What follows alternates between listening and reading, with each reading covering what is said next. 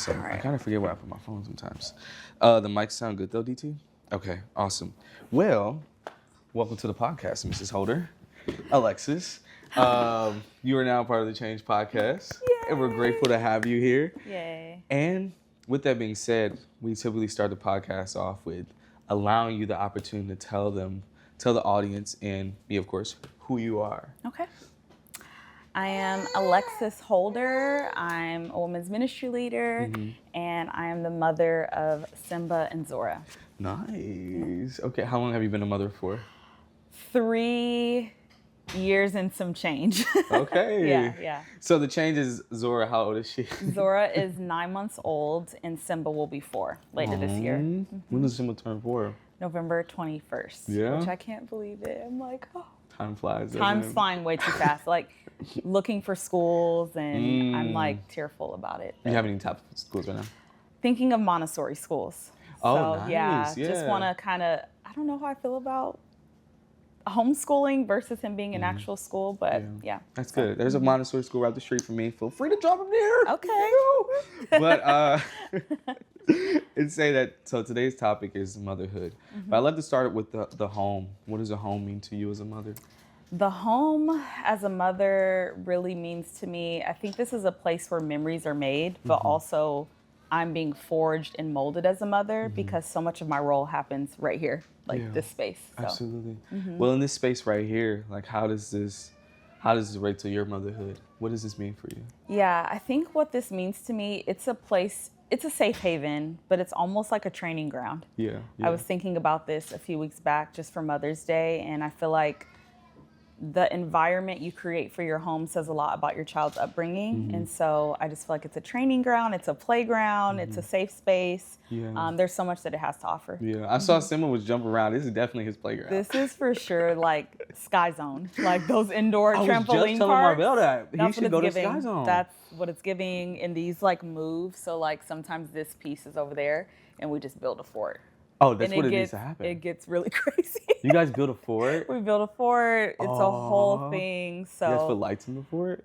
we do. Yes. Yes, I know, childhood I still know. exists. Literally, it still exists. So Did you do that growing up? I didn't make forts, but like I was a girly girl. So like sleepovers with my cousins, the matching Barbie sleeping bags, things like that. So Yeah, absolutely. Well, I know they're like some super joyful kids. Yeah, so did they get yeah. it from you or Marvell? ooh. I'm gonna go with Marvell. Really? I mean, I'm not saying I'm not a joyful person or that I wasn't a joyful child, but I think like naturally my husband's very like a people person, charismatic, and I was very shy as a child. Wow, To really? myself, and even my mom, we were on FaceTime either last night or this morning. We FaceTime all the time. But she's like, I was thinking you were a really shy child. You were very introverted. Wow. And so she always thinks it's interesting that I'm in the field of work that I'm in because it's all people, you know, about people. So What do you do for work? I am a women's ministry leader and have a background opposite of that. Okay. But God called me into the ministry 5 years ago, full time. So I serve here on the south side of Chicago, and it's an absolute blessing and a joy. What were you doing before that? Before full-time ministry, specifically, around that time, Marvell and I had started a business. Oh, okay. So we were actually just entrepreneurs. Come on. We were business owners. Get a bag. And prior to that, I worked as a celebrity fashion stylist in the industry for award season, actually. So like Grammys, Oscars, Emmys, And you were just dressing everybody. MTV, BT, specifically male clientele. That is huge. I don't know how to sew. I don't know how to sketch. I literally just organize the clothes in the wardrobe. Put this what I put. That's what what I it just was. picked out for you. Yep. Did you ever do women or just only men? No, the only time that I would do women is runway. Like if I were hired for a runway show, and then it's like co-ed. But all of my work was through a male clientele because I worked for Armani in Beverly Hills. Yeah. So it was specifically like the suits and things like that. That makes sense. You feel like you can style men better than men, or like, do you style Marvell is the real question? No, That's what we everybody really wanna know. always, no. And he would say that he could have been a fashion stylist. He always, He will say that too. He literally will say that. And it's like, Marvell, So no, I don't style Marvell. He's well dressed and dresses himself. Very I good. style Simba though. Okay, there we go. But Simba actually tries to style himself. Like it depends on the day. Like sometimes it's like rain boots and and Spider-Man costume. Right. A corduroy jacket and swim trunks. Like what trend are we starting? We're starting like at least 3 new trends. Yeah, so there's no way. So yeah, that was what I was doing before full-time ministry. But honestly, I've always had a passion for women's leadership and advocating for women and just God's word and seeing people transform. That's huge. Before my very eyes. So that's huge. And think about Simba's. I know. I'm like I'm literally now. Thinking about the swim trunks and the corduroy situation. So. Well, I'm so grateful you're on the podcast today, though. Thank you, AJ. I'm excited to do this with you and run through this. And we are on the topic of motherhood, but specifically the joy of motherhood, right? Yeah. And when we do the podcast and we start them off, I typically say like, why did I choose you for the podcast? Have you seen them our videos yet? No, Kiani. I think, of course. Great video. Yeah, great girl. Great. I know, right? Awesome. Amazing, right? Amazing. She's funny. But saying that, the reason I chose you for this particular episode, the joy of motherhood, we have 3 different categories, but for the joy of motherhood, I believe that you are a joyful mother and it shows to your children in your ministry. And you've been a huge mother figure in my life, spiritually, and just inviting me to your home and the joy every time I feel when I walk in. And I see that because it heals a part of my childhood. It heals a part of me, and seeing such a joyful person and appreciating that and like, how can I show the world this? Yeah. How can the world see this? Yeah. But today we're just going to break down what it means to be a mom to you, but also just a joyful mom. What does that look like? Okay. But first, what does it mean to be a mom? What does it mean to be a mom? That's like there's so much that I could say, but I think the first thing that's like coming to mind right now is that it's an answered prayer. Wow. Because I won't say like my entire life I just desired to be a mom, but like you hit a point in your life, you're like, okay, I have the career, I got the degree, now I got the man, I'm married, I guess I should have kids now, you know? So I say it's an answered prayer because actually prior to Marvell and I being pregnant with Simba, we were pregnant before and we lost the baby through miscarriage. And so when that loss happened, it kind of just felt like, okay, God, I prayed for this, like what's happening? It just didn't feel possible. And maybe like a year or so later, we had Simba. So I think motherhood initially just means to me something that I once prayed and now it's my reality in my life now. So it's definitely spiritual for me. It is something physical, obviously, but it's very, very, very spiritual. So yeah. Well, in saying that, I won't dive too deep in on that, but in saying that, did that ever just deplete or deter your joy, like from being a mom? That take away the joy you had? Oh, absolutely. Yeah. That was one of the most challenging times of my life, but it's very interesting when you persevere through a painful part of hardship, you actually can find joy in it in a weird way. Yeah. So yeah, it stole my joy for a bit, but then I fought to get it back and had to kind of reassess and realign, like, what is joy even? Like, it's not, something that's based on outward circumstances going according to how you'd like, but it's more of an inner contentment, not based on outward circumstances. So, yeah. So let's dive in on that. Okay. Why not? Okay, Why not? let's dive in it. on that. When we think about joy, right? Like, how did you get that joy back? Tell us through the process, because I believe that people need to see. I mean, even outside of motherhood, like, this is key and essential to our lives. Yeah. I know recently I've heard that you can't have joy without pain. It's true. So tell us your process. How did you get back to where you needed to be able to raise such amazing children?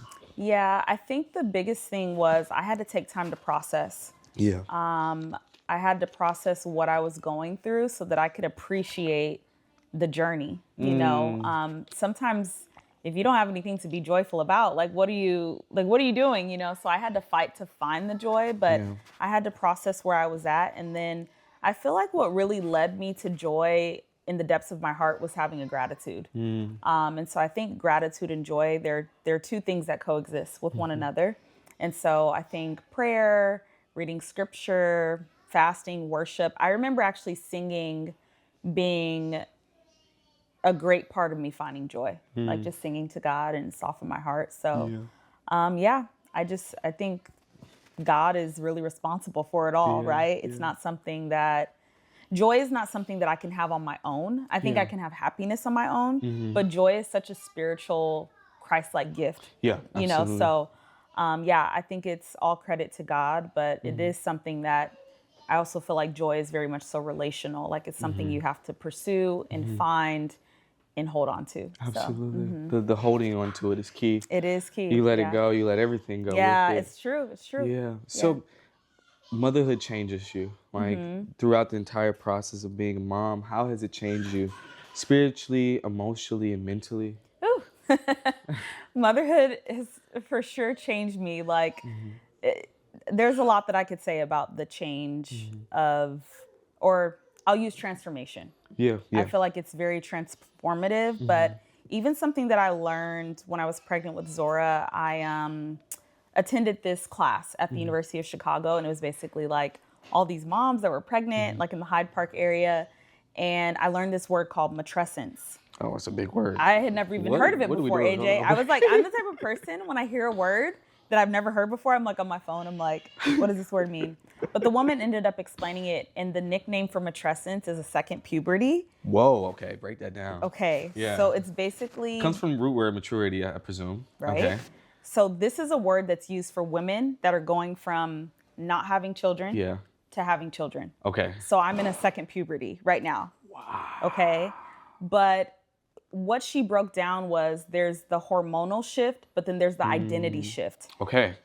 The identity shift was hard for me because I am Alexis Holder, but there's a part of me that no longer exists because I'm literally a different person with having kids. Okay. Body's not the same, mentally not the same, emotionally not the same. There's so much that has changed. But I think one of the things I had trouble with, specifically with going from one child to two, is just that feeling of like, I'm no longer this other version of myself. You know, I'm becoming, I'm transforming. And there's like a grief and a loss of, I can't remain, but I just have to become. And so matrescence, it's the second puberty for women. And it's something that even as of God, like I don't think God wants me to stay the version of myself prior to having Simba. I actually have to become someone greater in my love and my compassion and, you know, my sacrifice. So yes, motherhood it changes you. It definitely changes you, it transforms you. But there was a time where I resisted it. I wanted to kind of keep up with the pace that I once set for myself prior to not having kids. And I remember a mentor told me, he was like, you are limited now. You do know that, right? I was like, I'm what? Come on. No, I'm not. I'm not limited. I'm Superwoman, no. I'm limitless. I'm limitless. You know, I lead a region called Boundless. Right, you know? Come on. And so hearing a word like limited. First off, the Boundless girls are going to clip that and send that straight to you. Like, yes, it's a moment. But yeah, I didn't like feeling like I was limited but the reality is I am limited. Like my kids have a bedtime. They have to take a nap. Even scheduling this conversation, it's like, okay, let me think what really would work for the kids. And so I think I've had to embrace this shift, this maturity, this development. You know, with having children, you hear a lot about them hitting milestones and, oh, they walk now. You know, they went from crawling to walking. They're eating solid foods. But as they develop, I develop. So that's just kind of what matrescence means. So it's like a caterpillar becoming a butterfly and then literally. A butterfly becoming a different kind of butterfly. So you're always going in this cocoon. Always. And you're just becoming something new. Well, in saying that, we know there's different versions of butterflies, right? So what version of motherhood, what version of you did motherhood bring out that you never saw would be brought out? That's a great question. I think strength and resilience. Wow. Like it's not like it's almost like a task that you thought you could accomplish one day, but you just were not so sure if you could actually do it. Right.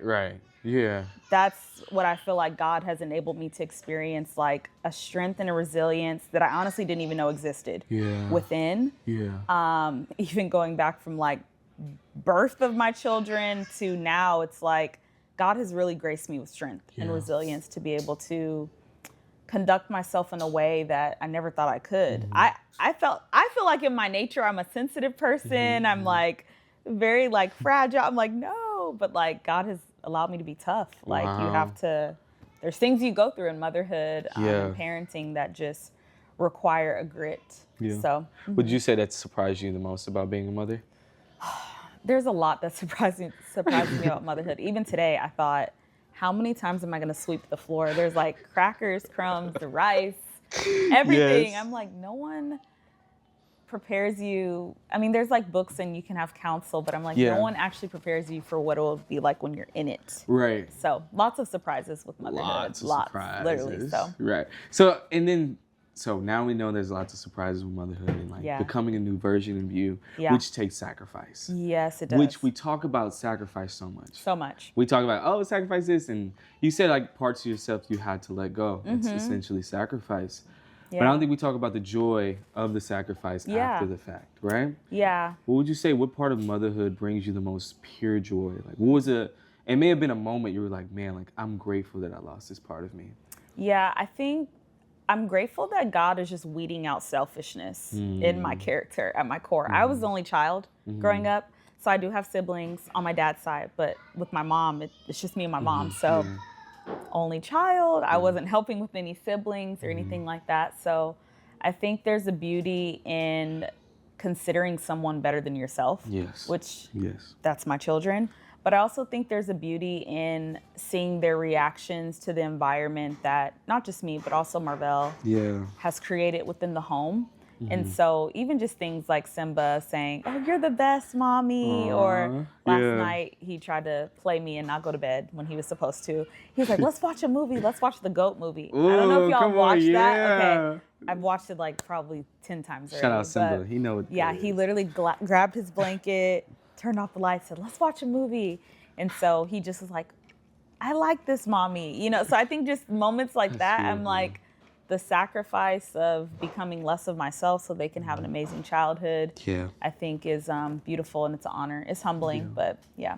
Is there any moment in your relationship with Simba or Zora that just you'll never forget? Like you hope to never forget? I know. There's so many. I'm hearing their little voices right now. Hi, Simba. Hi, Simba. Moments that I'll never forget. I think for sure them coming into this world, that was a special time, but Zora's 9 months, so she can't talk or anything, like she babbles. She's babbling now. But I think just the memories now as they're so young, like, you know, Simba, there was this moment. So he has this basketball. I don't even know, toy. It's on the balcony. But I was helping him put it together and I couldn't figure it out. You know, I literally couldn't figure it out. I was like, "Simba, we're just gonna have to wait for daddy to come home." And he's like, "No, mommy, you can do it. Aww. Keep trying, try harder." And I'm like, "What? That's so sweet." Do it. So I recently, that's just what I think about. Like, wow, like my son is my little coach, but I think he's very sweet. He's very affectionate. So that kind of just sticks with me. And Zora's just very smiley. She's just the smiliest. I promise you, from the moment she wakes up to the moment she goes to sleep, she just has this big smile. So I think of those sentimental moments more than anything. Because they're going to grow up one day and they're not going to be like, "Mommy, thank you." They're going to be like, "Mommy, send me $1,000. Literally, "Mommy, I need the tuition. I need money for my books. Hey, can you send me money for Chick-fil-A?" All right, love you, bye. But literally, maybe not even love you, bye. Just, I don't know. I'm not sure. All right, sounds good. Beep. I don't see Simba doing that though. I don't see Simba doing it. He's so artsy. Yeah. I don't know. He's so artsy. So I think the moments that I think of the most right now are just those like sentimental, like being able to snuggle with them and bedtime stories and bath time. So, I'm just thinking about Simba when he's like 20. It's just hilarious. I don't want to think about that, but it's crazy. I wonder if he'll be taller than Marvell. What do you think, That's a really AJ? great question. I don't know. You'll have to come find us I'll then have to and see. find y'all. I'm like, well, Simba, I don't know. Simba. Oh my gosh. I don't want to think about it. I don't want to think about it either. Simba's 4. Yep. I'm 21. What he's like. Oh my gosh. What's 21 minus 4, Daniel? 16. Wait. 16? 17. 17. So I'll be, when he's 20, I'm 37. Okay, cool. What? I'll put a timer. Not you being 37. I know, what? Right? That's weird. Me saying I'm 37. You'll be a dad by then. Hopefully. Lord willing. He's like, Hopefully. Okay. Well, what is those moments, right? Like those joyful moments mean for younger Alexis? Like, what does that mean for her? Like when I was a little girl? Yeah, when you were a little girl. What did a joyful moment mean for me as a younger? I think joy is not. Sometimes I think we think it should be this grand thing. Yeah. But I feel like the little things are what has always brought me joy. Absolutely. You know, even being raised with my mom, just the little moments, you know, a special treat, a special toy, us moving cross country. I mean, just I think the quality time, the little things have always brought me joy. Absolutely. Yeah. And then partnering with someone else that is an amazing father, an amazing husband. Like, how does that add to the joy? How does that add to the partnership of your, parenthood? Yeah, I think it adds in a way where only the hand of God could have like concocted this together, but the word I think of is like freedom, but I think it just feels very functional. Like I think being a woman of God, being married to a man of God with the Bible as our standard in our home, it's really cultivating functional family. Not perfect. Functional does not mean perfect. There we go. Functional is a great one. But functional, I think that word itself brings joy. And you think about a dysfunctional family, it steals joy. Yeah. It steals hope. It rips, things away from us that shouldn't. So I think just my partnership with Marvell, it definitely has added to my motherhood. And I think I'm also the mom I am because of Marvell. He's a great support. And I think moms need great support. You hear about like the spiritual village or just a village, but no one talks much about, well, maybe they do, but I just think the dynamic between a spouse, and Marvell and I are great friends. Therefore, I think we have a great partnership when it comes to raising our kids. Huge. So, which that adds so much value to a relationship. It does. And then children see that. Oh, yeah. Yeah, Simba sees it now. Like, I love when Simba he sees our dynamic. He sees, sometimes I have to tell Simba, I'm like, daddy's my husband. Like, he's like, you guys are friends. I'm like, yeah, but like, he doesn't understand words like husband and wife. I don't know. That's so he's pure. Like, you guys are friends. Yeah. You guys are good friends. I'm like, that is true. We are good friends, but this is my husband, so yes. He's like, yeah, dad, mama, friends. Friends, yeah, friends. Not together, just friends. For just friends, yeah. I'm like, okay, Simba. But it's very pure and beautiful. That's so dope. I love that. Yeah. Well, now that we know that motherhood brings joy, and although challenges may come about, right? Yeah, absolutely. And we know motherhood can be extremely difficult. I don't know nothing, but you hear though. You hear about it. You might witness it and see it. I witness it. I see it, but we understand these things can be happening. But how have you allowed God to meet you in those difficult moments, those struggling moments where it may not be easy? Yeah, it's so hard because I struggle with perfection. So motherhood has disrupted anything that I thought could be perfect, which, amen, with or without kids, it's not about being perfect, but I think God has met me in my imperfections, but also helping me to embrace that I'm not measured by being the perfect mom, but being a present mom.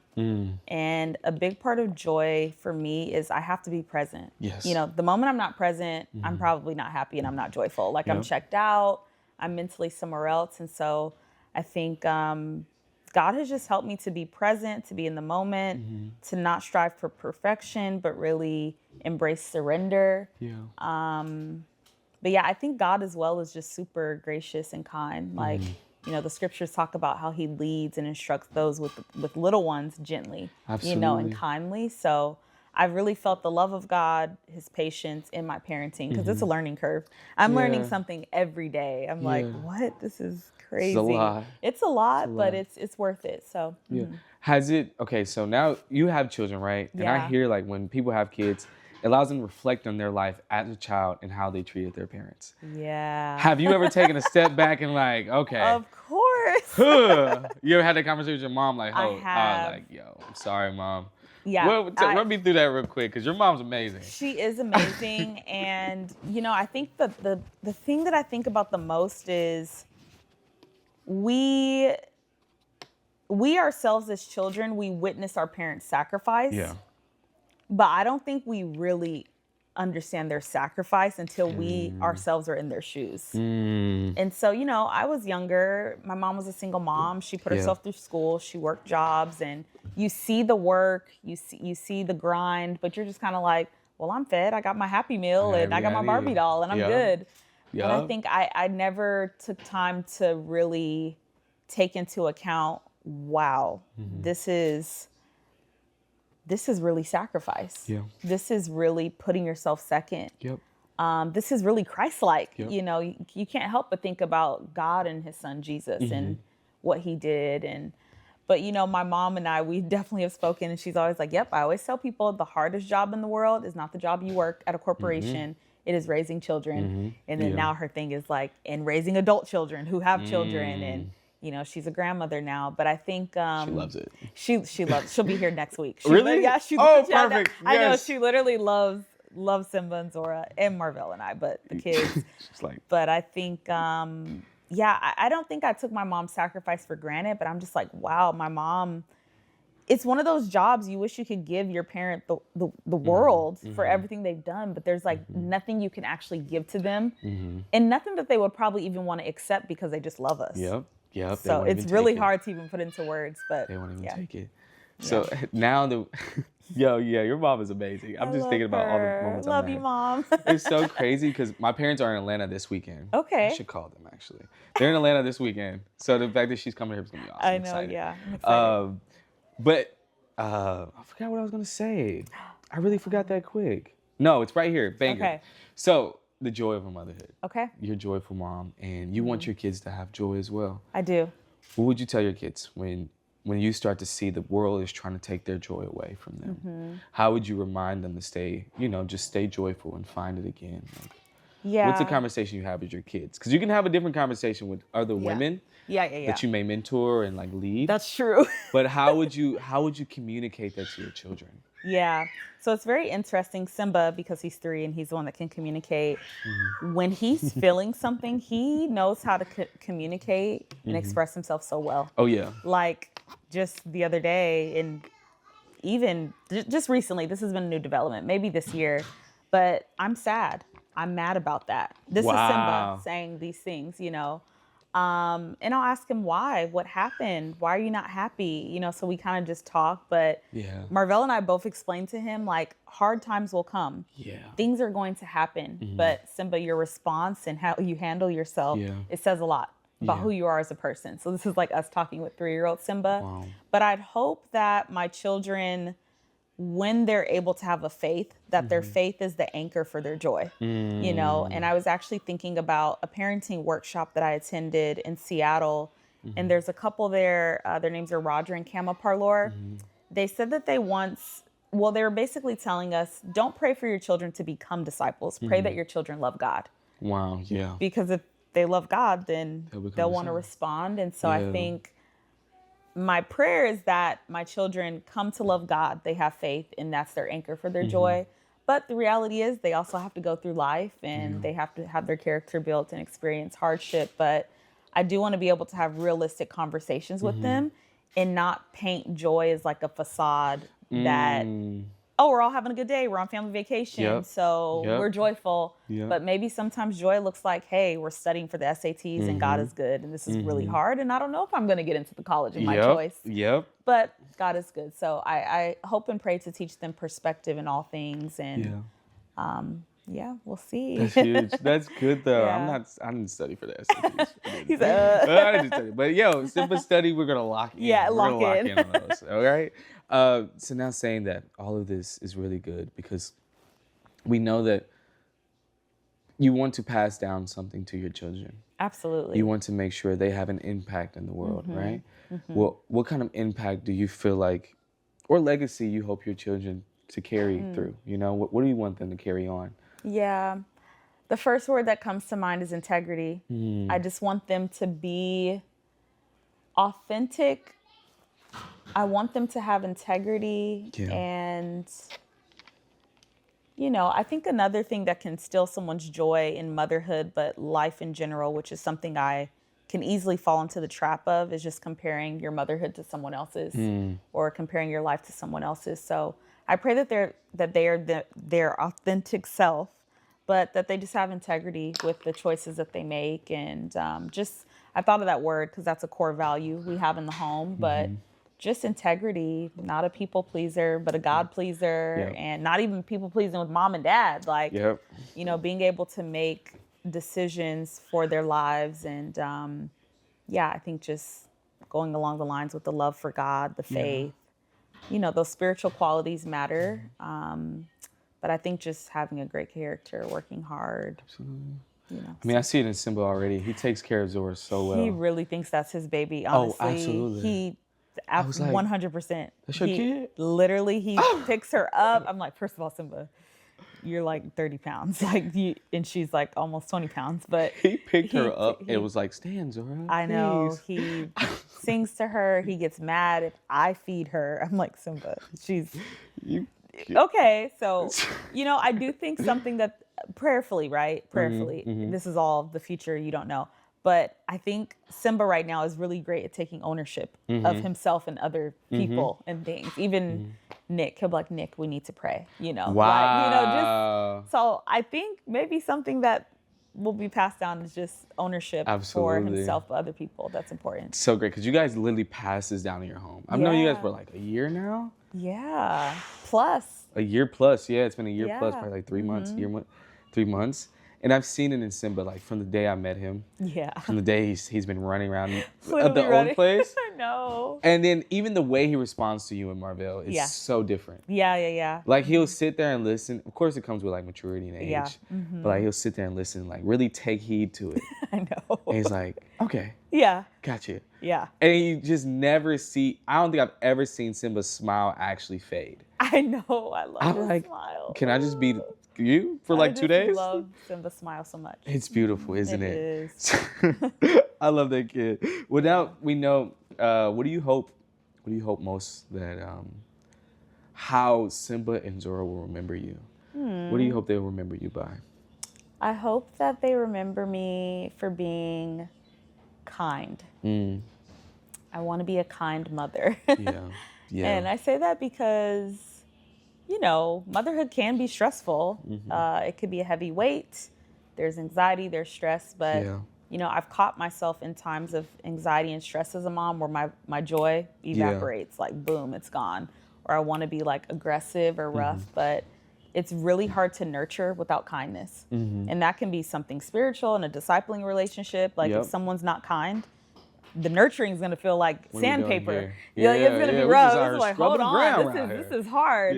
But I'm like, and this is something Marvell and I have been talking a lot about, because I'm like, I want to be a kind wife. I want to be a kind mother. I want to be a kind leader.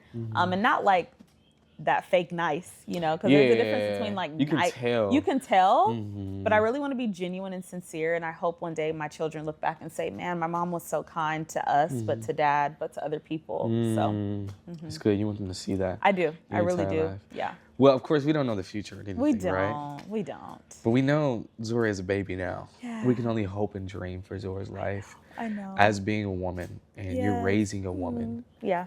What do you see in that? Like, what kind of joy of a future does that bring for you? It honestly makes me smile so big. Like, my smile wants to be super Did you always bigger. want a daughter? Always. Yeah? I did. I was a little afraid. Well, I thought I was having 2 sons. I don't know. But everybody was like, you're probably going to have a daughter. Honestly, out the gates, I was like, nah, it's a girl. I was like, everybody did think it was a girl, but I was like, okay. always envisioned myself as a boy mom. Really? Yeah, but I'm not. I'm like a girly girl. So I can see that though. That's the weird part. Because you'll pull up to the basketball games. Like, I know. What? I know. Little fitted on some Air Max. I got two sides. I can do the dress and the heels, but I can also rock the Air Max. You know. So having a daughter is just, I'm blown away that God even gave me a daughter. And I'm thinking about the little gender reveal we had for Zora and when the doctors, gave us the envelope with, the gender. But I think I feel so responsible for having a daughter. Like, obviously I feel responsible for Simba, but I'm like, that's dad. Like, Marvell's gonna, do his thing with Simba to help him to be a great man. But Zora, I think I feel so responsible for who she will become, and I think even the aspect of me being kind, the type of woman I am is going to impact her. Yeah, absolutely. My temperament, how I treat dad, how I treat people, how I take care of myself, my own joy, my mental health, staying fit, like just things that I care about. And I'm like, wow, like I have someone that's going to be looking up to me in a way that's like, Mom, let's go shopping. Let's do our nails. I don't know. I'm like, what is she going to be like? So I think the word I think of is responsible, but it's an honor. Absolutely. Yeah. Zora's going to be amazing. I can already see it. You wanted to play sports at all? Of course, Marvell, well, we recently had a conversation the other night, and he's sitting here. It's completely off topic. Marvell's sitting right here, and he's like, I think Zora and Simba should play tennis. I was like, okay. I said, Marvell, you want to be King Richard so bad. You want to be him so King bad. Richard. You want to be Coach Did he Prime watch so the bad? movie? Did he watch it? I just know it. Always Marvell. Always Marvell. So he's like, I think they both should play tennis. And I'm like, honey, why should they play tennis? And he's like, well, I don't know how tall Simba's going to be. And I don't know. I don't want Zora playing every sport. But he said, softball. He hasn't mentioned softball. He said track or tennis for her. Okay, that makes sense. With Simba, he's a football guy. So I know you're not a football mom. I'm not football. There's so much with the concussions and things like that. Yeah. But so I guess the other day, Marvell had a vision for our kids to be Revelation. a brother-sister tennis duo. I said, okay. Simba and Zora Holder, tennis, talent. I don't know. So I would let her play tennis. I was a cheerleader. I did dance. So I hope she follows in those footsteps. She already likes music. So there we go. She already got y'all saw her kind of getting a little hype with Simba. So little shimmy, shimmy. Little shimmy. Okay.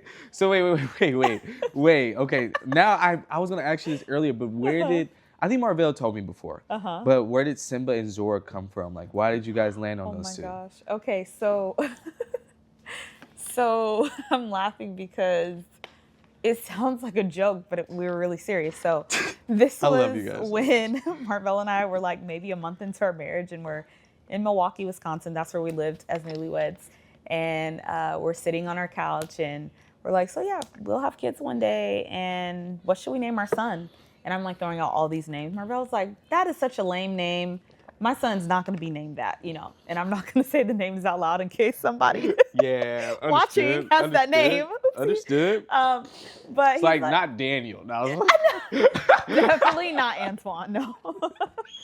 But yeah, we were sitting on the couch, and I'm like, no, this name. And I'm like, this name Holder. It has to, It has to flow. And Marvell's sitting there, and in true Marvell fashion, my husband's very creative, unique. Yeah. He's a powerful black man, like, so he's like, what about Simba? Roar. And I was like, what about what? I'm like the Lion King, Simba? And he's like, Simba Holder. And I said, okay, I'll pray about it. And then I told my mom, mind you, we were not having kids at this time. This was early on. Yeah. And I told my mom, I was like, I think your future grandson's name will be Simba. She said his name's gonna be what? She's like, he's gonna get made fun of. And Marvell's in the background. He's like, he's gonna get made fun of anyway. If his name was Bob or Simba, it doesn't even matter. He's like, kids just get teased. It's a part of their development. I'm like, wow, Marvell, you have a great perspective. And so, we were pregnant the first time we had the miscarriage. And then, I don't know, God felt like the second time Marvell felt like the second time I was pregnant before we knew the gender. He's like, it's a boy. And it's Simba. He's like, that's going to be Simba. I was like, you don't think the first Simba baby was easy. Simba? He's like, no, I think that might have been a girl. He's like, but I think this is going to be Simba. Wow. So we had this huge gender reveal party in Seattle on the rooftop, and the crowd goes wild. It's a boy. On. And that's the name. But the name does mean lion, but it means power, strength, and king. Yeah. So Simba Morel Holder. Morel, I didn't know he had a middle name. Yeah, it's a family name. I love that. That's where we got Simba from. And then Zora, I was always very drawn to a Black activist who was a writer and a poet, Zora Neale Hurston. Okay. So I like it. I'm like, it's a good, unique name. And it means a light dawn. Yeah. And so hopefully my son has great power that he uses in a godly way. Yeah. And my daughter is just a great light. Yeah. So, yeah. I love that. That's really good. Yeah. I did not know any of this. I know. And people would tease us. They're like, oh, you're having a girl. Are you going to name her Nala? I'm like, why would I name her Nala? Everybody said that. Like, stop it. Like, no, her name's not going to be Nala. Bill probably considered it for a moment. He's like, what? But I'm like, I also couldn't name her, like, Amy. It's like Simba and Amy. I'm like, it has to be, like, something that has to be just Simba and Zora. I think it sounds like a great duo. Yeah, so that's really good. Well, bringing it all to the close. What advice we like to end them off like? What advice would you give to a mom struggling with keeping her joy? Would you give to a woman that's soon and becoming a mom, like that's struggling with keeping? Man, like I don't know if I could stay joyful. Wow. How would you advise them? Yeah, I think I'm just going to preach to myself. I think it's important to, I think with joy, it's really important to be in the moment. Yeah. Keep the perspective of what you receive from God. Yeah. You know, oftentimes we become ungrateful for the blessings that we once prayed for. And that typically happens when the rubber meets the road and it's hard. Yeah. But honestly, it can be in some of the most hardest times of our lives that we have the greatest joy. And so what I would encourage any new moms with or expecting moms, whatever the case is just fight to be grateful. Like wherever there's gratitude, there's joy. Yeah. And again, this doesn't mean that everything's just going well and how you intended, but I do believe gratitude protects the heart and it allows a place for joy to live. So. Absolutely. Yeah. What do you want people to take? We talked about a lot of great topics today. Yeah. And I think that we could be a mom physically. Of course, not we. Women can be a mom. Women can be a mom. And, you know, it's a title women have, like, when they have children, right? And I've come to understand that it necessarily doesn't have to be your children for you to be a parent to them. That's true. To be a mom to them. And that's what we want people to take away, of course, from the entire episode. But what do you want people to take away from this specific episode? Like one sentence, one phrase of the joy of being motherhood. What do you want people to pull? I think whether someone has physical children or spiritual children, I want people to know from this episode that God literally created women to nurture. Yeah. That's just what it is. Yeah. You know, before I was a mom, because it's something that God He's called me to be, but He's just called me to nurture. Yeah. I believe it's a part of our being and our DNA as women that men don't have. Nope. You know, amen. I love y'all, but it's just not what you have. And so I think the joy of motherhood is rooted in nurturing and accepting that calling and embrace who God has called us to be. Yeah. As women. That's beautiful. Yeah. I hope every woman, every mom takes that away from this podcast today, because I took a lot away and I had a really good conversation with you. Yeah. Because this was fun. Thank you. Did you feel like you were on a podcast? A little bit, but I feel like I'm talking to my son. Yeah. Because you are very dear to me. So. Yeah. Well, this was really fun, and I hope people do watch this episode thoroughly, take notes, and seed to your life. And I hope people reach out to you, so they can learn from you even more. But that's all for today's episode. Thank you, everyone, for watching. Thank you, Miss Alexis Holder. Thank you so much for joining today. And have a great weekend, family. Thank you. Bye-bye. Or week, whatever day you watch this. Enjoy. Bye. Awesome. Oh, that's it. Yay. That was fun. I did it. That was really fun. That was great. Thank you. You killed that. Oh, and Zora is like, where's my mom? Zora, I'm done.